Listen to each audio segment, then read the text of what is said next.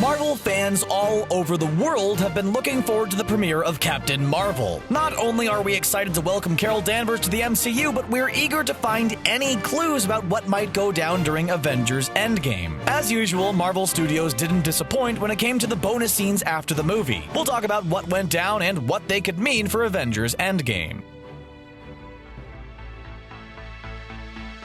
As Marvel comic book fans, we've gotten used to the movies deviating wildly from the comic books we know and love. We didn't say that we like it, just that we're sadly resigned to our fate. Comic book fans know that Captain Marvel has a cat affectionately named Chewie, after Chewbacca from the Star Wars franchise. Yes, in addition to being a superhero, Carol Danvers is actually a nerd, just like the rest of us. Of course, we also know Chewie isn't actually a cat, but a cat-like creature called a Flerken. But that's neither here nor there right now. We were surprised to know that Carol Danvers' beloved Chewie would be getting a new name, especially since Star Wars is now owned by Disney. Could the massive movie-making conglomerate have gotten tired of capitalizing on the Star Wars franchise? We don't think we'll ever see the day when that happens, but there is a reasonable explanation for the switch. Carol Danvers' furry friend is named Goose after the character from Top Gun, in order to better encapsulate the zeitgeist of the time in which Captain Marvel is supposed to take place. And of course, the name change doesn't stop Goose from stealing the show, or making an appearance in a post-credit scene. We see the precocious feline/terrifying alien hop up onto Nick Fury's desk and proceed to do the classic cat thing of coughing up an object. Why can't cats ever just do this on a tile floor? Regardless, what came out of Goose wasn't a hairball, but a Tesseract. The Tesseract, which contains the Space Stone, has a long history in the MCU. After the Red Skull used it for insidious purposes, it ended up deep in the Arctic Ocean, just like Captain America. But unlike Cap, Howard Stark managed to recover the Tesseract in short order and proceeded to research the strange object. Eventually, he turned it over to S.H.I.E.L.D., where it stayed until it was stolen by Loki and the Avengers. And it apparently spent some time inside of a cat.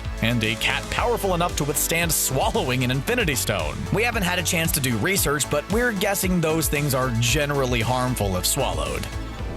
While Goose is certainly impressive and adorable, let's talk about the other bonus scene at the end of Captain Marvel. You know, the one that seems to take place during Avengers Endgame. It seems that many of our remaining heroes have gathered together near a device calculating the number of people lost during Infinity War. Spoiler alert, it's a whole lot. It seems as though Black Widow, Rhodey, Steve Rogers, and Bruce Banner at least know about the device we saw Nick Fury use at the end of Infinity War. The last time we saw it going off, it was displaying the Captain Marvel insignia, but apparently that's changed. Rhodey announces the device has stopped sending a signal, and Steve Rogers says they should turn it back on as soon as possible. However, Bruce Banner advises caution and points out that they have no idea who the device is sending a signal to. This is an interesting point and reveals that our heroes don't know who Captain Marvel is. Otherwise, surely they would have recognized the very distinctive symbol and would be a lot more excited about the possibility of her showing up to help. The average citizen might not know about Captain Marvel, but if anyone outside of S.H.I.E.L.D. should, it would be these guys. And even Natasha doesn't have a clue. But just like a wizard, Captain Marvel always arrives right on time. She pops up behind our heroes and asks where she can find Nick Fury. Obviously, at this point, it's safe to say the theater you were watching it in erupted in cheers and clapping. It seems like Captain Marvel doesn't recognize the remaining Avengers any more than they recognize her, which could make their interactions during Endgame interesting.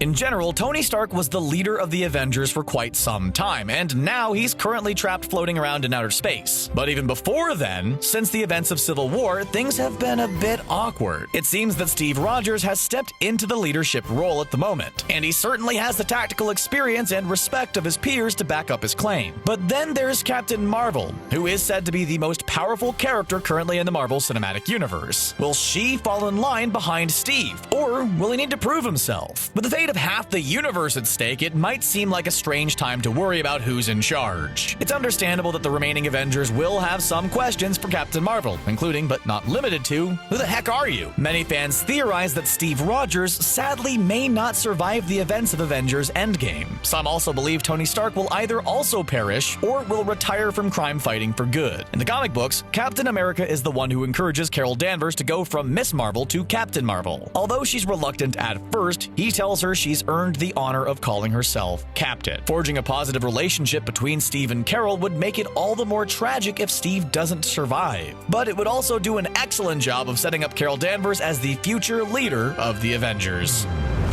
At After learning about what happened after Captain Marvel, what do you think these events mean for Avengers Endgame? Are you more hyped than ever for the movie? Do you find Carol's cat to be super duper cute? Let us know in the comments section below, and don't forget to subscribe to CBR for more MCU videos. Thanks for watching.